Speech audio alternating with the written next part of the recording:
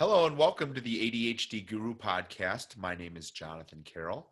I am an ADHD and executive functioning coach. For more information on me, you can visit my website at adhdguru.com. You can call me at area code 877-398-2343. You can send me an email to Jonathan, that's Jonathan at adhdefcoach.com. You can follow me on Twitter and at YouTube at ADHD Guru. Maybe you're even watching this. I've decided to put my podcast on video, so we can reach you a few different ways. You can find me on Facebook at ADHD and Executive Functioning Coach, ADHDEF Coach for short. If you are listening to this through iTunes, Google Play Store, I am now new to Stitcher and TuneIn as well. If you wouldn't mind giving me some feedback. Great feedback is always appreciated. Constructive feedback is always helpful.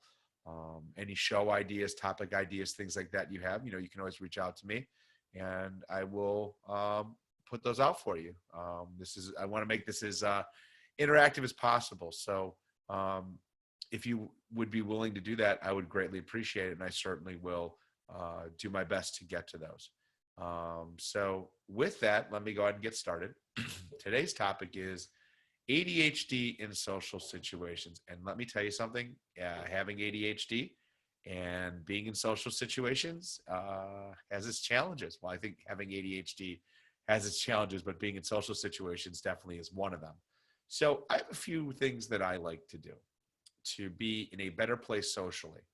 And let me give you some ideas and certainly some things that you can try, and hopefully this will help you. The first thing I like to do is get prepped. I say prepped like, it's the jargon my wife, the lawyer, uses, when she preps a witness, but I like to be prepped. And I like to get prepped either by a person I'm going with, like who's going to be there, tell me about these people, what are some things I should know, what are some taboo subjects, what are some things we can talk about, those kinds of things. By getting to know more about the crowd there, I can prepare myself and be in a better place. Good example is my wife and I recently were with some people she works with, and she spent a good half hour giving me the rundown of who's going to be there, what I should and should not make sure that I should and should not mention to people. I'm a very social guy, so sometimes I like to talk about stuff, and just knowing enough about the people to sort of know what was good and what was not good to talk about. So that kind of preparation is so helpful. If you're going to a networking event and you can find people on places like LinkedIn, I would do that. Find out background, find out people that are relevant to you. All those kinds of things are really helpful.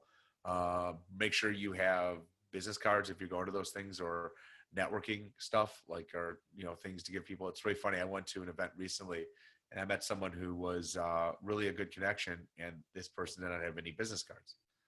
Luckily I did, and it worked out to be a very good relationship. So make sure you are the one who's always prepared. Again, being a coach, I better be prepared, because if somebody says, hey, I'm going to meet with this guy and I don't have my stuff together, probably would lead to some real negative things. So the first thing is get prepped. The second thing is, and it's funny that I mentioned this, but is be nourished.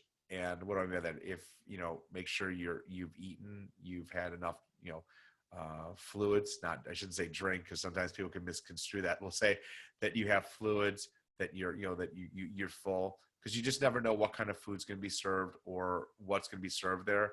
So you're better off coming in there a little prepared. I know if I'm hungry, I guess the term is hangry, hungry and angry combined. And I can sometimes be off my game, but I know if I'm nourished and I'm in a place, I usually am feeling much better about myself.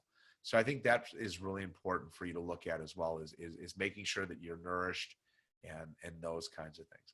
The third thing is, now this is a real challenge, and not only for ADHD people, non-ADHD people. I'm looking at my wife again, is getting to places early. I like to get to places early, acclimate myself to the lighting, to the temperature, to the room, to make sure that I'm as comfortable as I can be.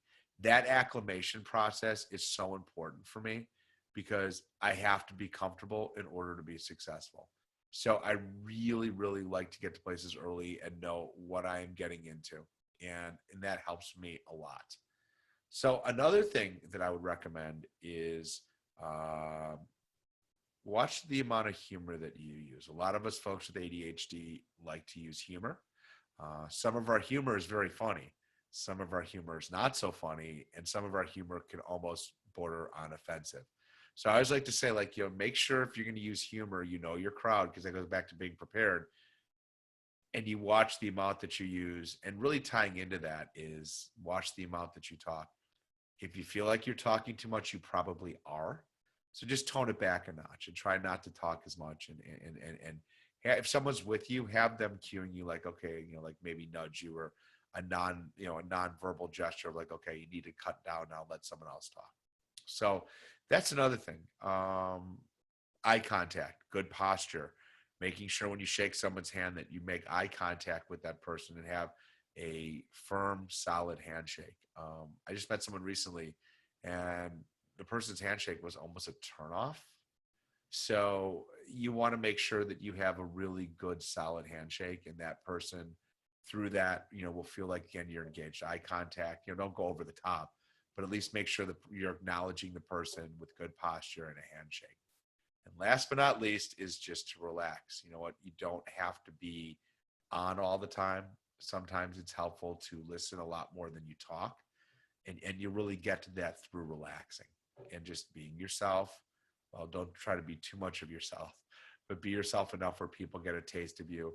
And more times than not, you'll find that people are more interested with you when they have to ask you the questions and you're not the one who's giving them the information before they ask for it. So that's just a few things. I'll recap it for you real quick. So number 1 is to get prepped. Number 2 is to be nourished. Number 3 is to get there early. Number 4 is to watch your humor and the amount that you talk. Number 5 is good eye contact and good posture. And number 6, and most importantly, is to relax. So with that, let me give you my contact information one more time. Again, my name is Jonathan Carroll. I am an ADHD and executive functioning coach. You can find out more information on me at adhdguru.com. You can call me at area code 877-398-2343. You can send me an email to Jonathan, that's Jonathan at adhdefcoach.com. You can follow me on Twitter and YouTube, or maybe you're even watching this on YouTube at ADHD Guru. You can find me on Facebook at ADHD and Executive Functioning Coach, ADHDEF Coach.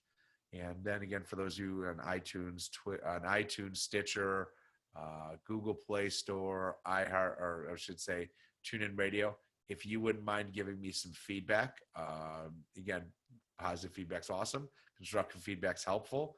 And with any show ideas, I'm happy to talk about those. Thank you so much, and we'll see you soon.